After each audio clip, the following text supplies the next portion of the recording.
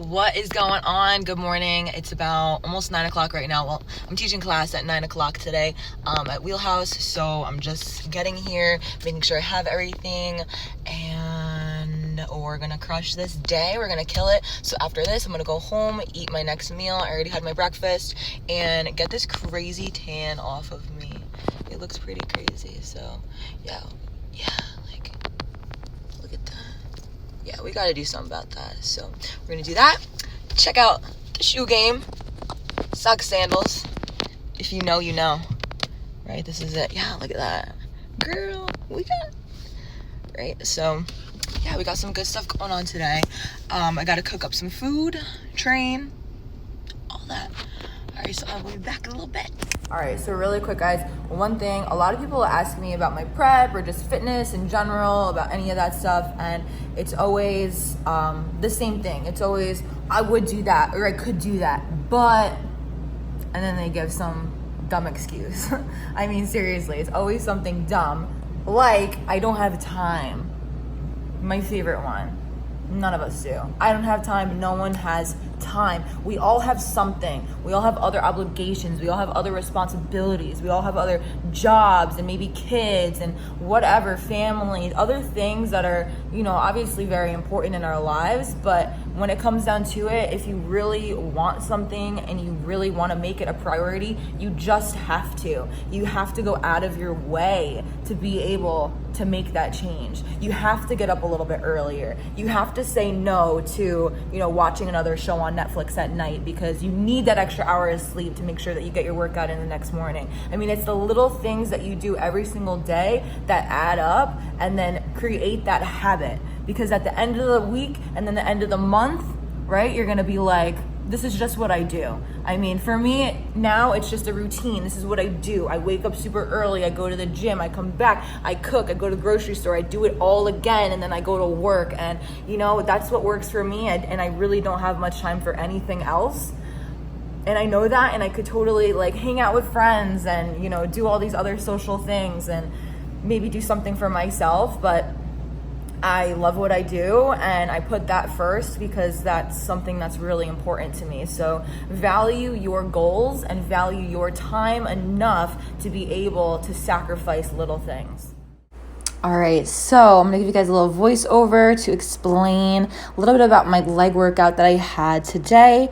So I always come in with a plan. I'll write out in my notes in my phone, all the exercises that I wanna hit. And I feel like that definitely helps to keep me on track. And especially with where I'm at now in my prep, I have to be very specific about what I'm doing. And I feel that that really helps me to be more efficient. And I'm keeping my workouts pretty quick. I mean, normally in the off season, I will typically spend about an hour and a half working a muscle group or whatever I'm training that day. But with now being that I'm training 2 times a day, it's generally about 45 minutes in a session. So try to keep it very quick and precise, to know exactly what's going on, what I'm doing. So I had my game plan here. I wanted to obviously start with some squats. I love compound lifts and compound movements, especially squats, deadlifts, things like that. And so that's how I wanted to start my workout. And I knew immediately, you guys, it sucks, but I knew immediately off the bat that this workout was going to be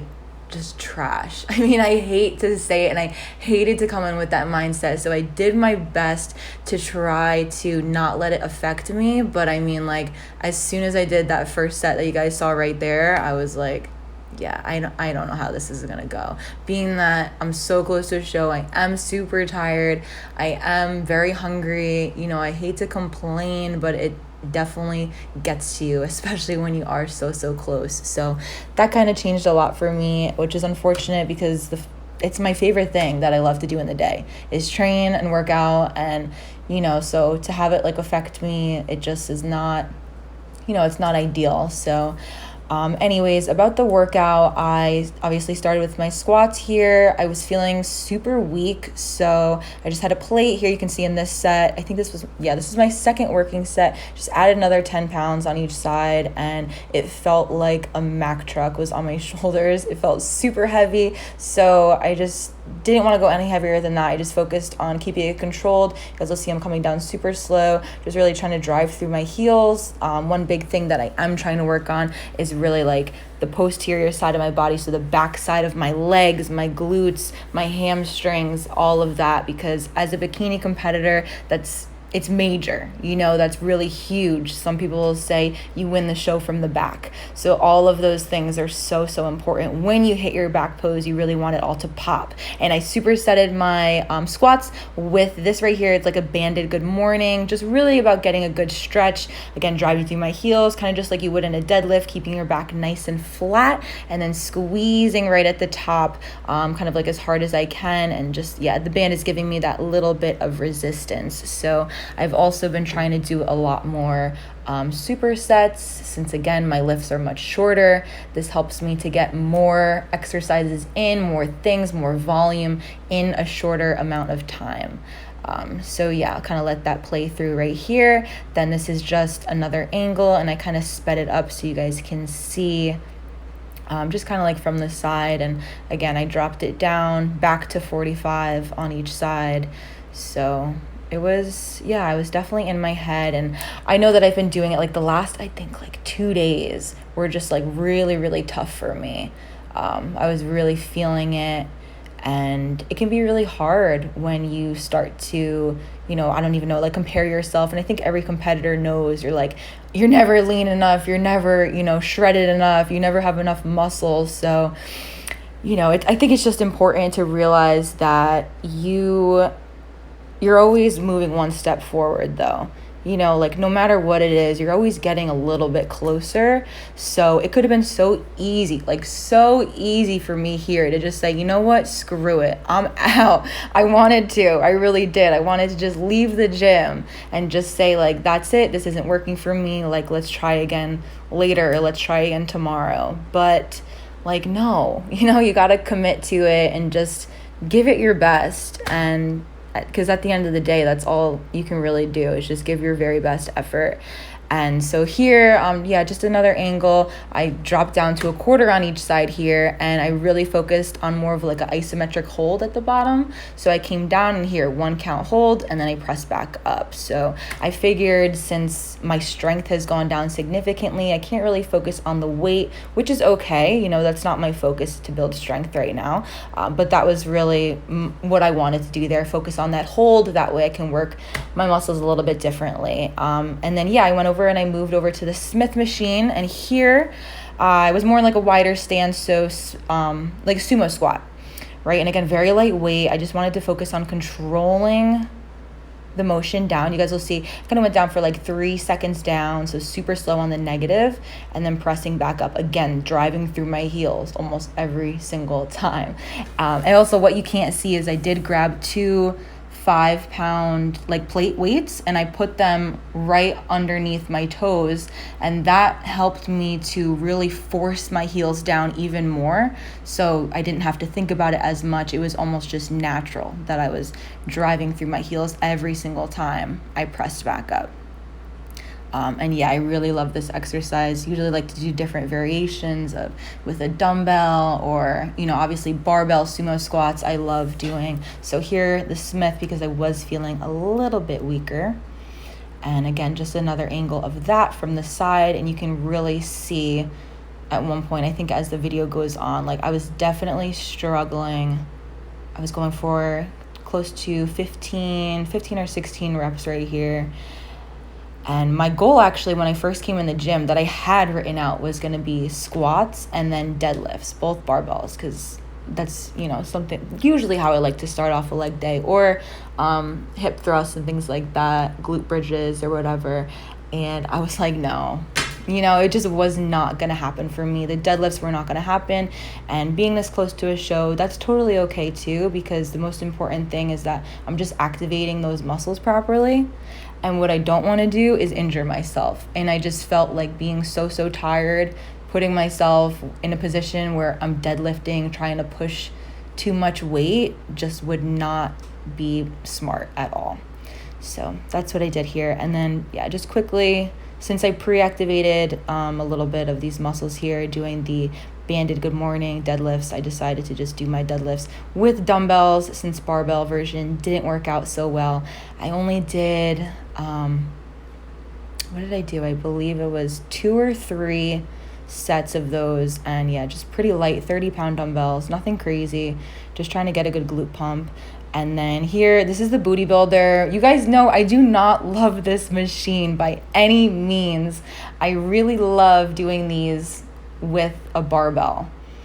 I feel like I can control and squeeze and just feel everything so much better when I use a barbell. But again, I was just like, I think I was just feeling like super lazy. I was like, dude, I do not feel like setting up the barbell, getting the weights, getting the bench. So I was like, I'm just gonna hop on this Booty Builder right here and see what we can do.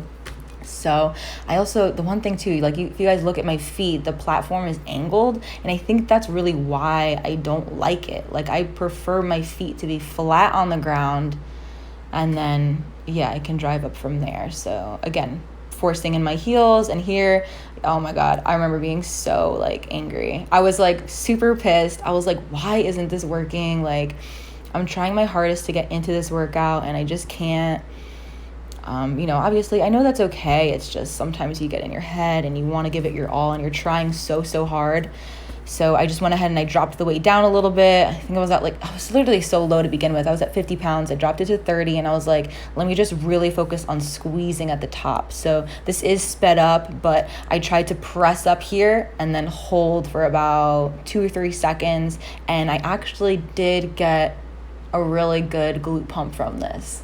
Low key, high key. Hate to admit it, but I am open to giving the Booty Builder another shot. So you win this time, Booty Builder. All right, and then not pictured, I didn't get a video. I just did some lying leg curls. I did 2 sets of 35 reps each. So I was just feeling like going super high rep, and then I came over to standing calf raise here. And yeah, this was the last exercise, and these actually felt really good. I really enjoy training calves.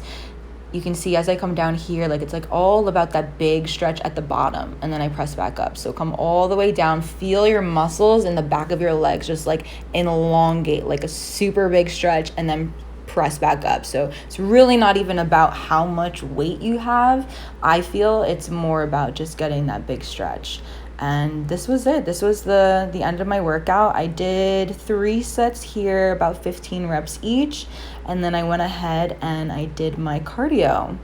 So I'm just going to let the rest of this play through. And I hope you guys enjoyed this voiceover for this workout. Here we go, baby. It's feeding time. I'm so ashamed of myself. Okay, open it up. All right, we got Open it up. Oh, I don't know how to open it. Oh, we need that. I'm so excited. All right. All right. We're in progress. There it is. All right. Oh, they smell so good. They do smell really good. All right. Do you want to see the whole cookie? Yeah, show the whole thing. Oh. Bring it up close. Get a little. You want some of this? You want some of this? I want some of that. We're gonna listen. Okay. Right. Take a big old bite. Just dive in there. Just get in there. Get in there. No. All right. Get in there. Matter. Is it good? Not good. I miss cookies. Let me smell it. Describe it. Very crummy. Crummy. And the chocolate is very large. Chocolate is large. It's like a whole candy bar in there. It's a lot. It's sticking to my lip gloss. Save that later. It's good? Okay, on a scale of 1 to 10, what would you rate it? Probably a 7.5. Really? So it's just like a cookie. It's not like great. It's not making my life. Okay. Next snack. Moving on very quickly. Moving on with these hoes. Yeah. These are like childhood in a bag. Childhood in a bag. So good. Love these. Yeah, love these cute little circus animal frosted edition. Frosted with sprinkles. Wait, can I open it so I feel like I'm eating it? Yeah.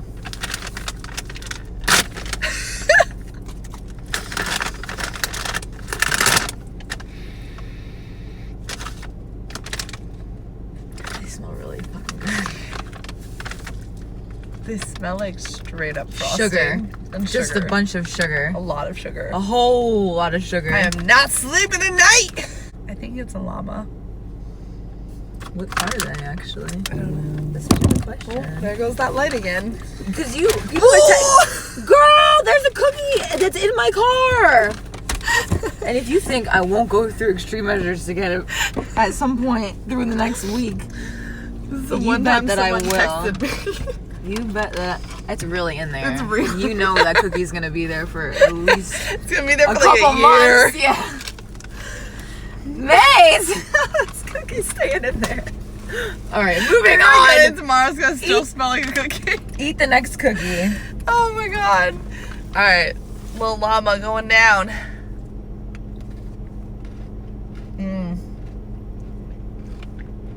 Just as good as I remember. Rate it. Scale of 1 to 10. Probably an 8.5. Ooh, pretty good. Pretty good. Definitely beats the other cookie. Yeah. There's not a ton of like cookie in there, just a lot of frosting. Oh, too much frosting. Almost. Okay. I mean, let's try a pink one and see if that differs. Yeah, Oh, it that's usually so does. light. I think the pink one tastes better. Like, let me know what you guys what the think. Animal is that? Definitely elephant. Is it 100% elephant. elephant For sure. or bear? Elephant, for sure. Oh. But you guys let me know. The pink ones definitely taste better than the white ones. And I think that's a fact. Right? Whoa, so what would you rate that one then? The pink Which one has like a flavor? Yeah. I think they're more like strawberry, right? I have no clue. I have no clue what this even says. It's in Spanish, I think. This was a much better snack choice. We have a winner. Easily. Thanks for snacking with Snacking with Court! Snacking with Mason and Court. I'm just a snack sniffer. I'm not a snack taster. I am a snack. She's a snack.